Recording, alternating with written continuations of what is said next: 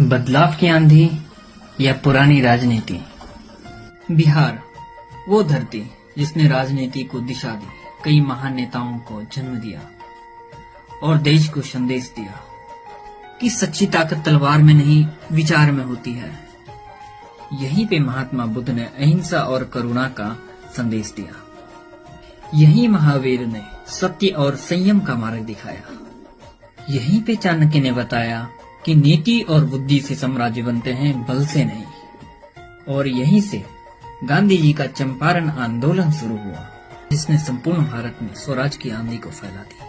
बिहार की मिट्टी ने हमेशा यही कहा है कि जहाँ ज्ञान है वही शक्ति है, और जहाँ जन की आवाज है वही असली लोकतंत्र है। अब एक बार फिर से यही धरती तैयार है चुनाव की रणभूमि के लिए। और इस बार चुनाव सिर्फ सत्ता का नहीं, सोच का होगा।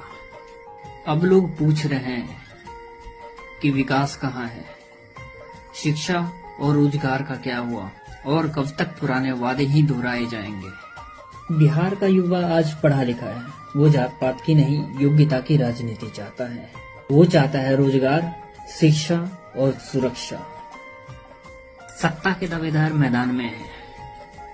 सत्ता के दावेदार मैदान में है। कोई विकास के नाम पे, कोई परंपरा के नाम पे, तो कोई जात पात के नाम पे। लेकिन जनता कह रही है अब बात काम की होगी, नाम की नहीं।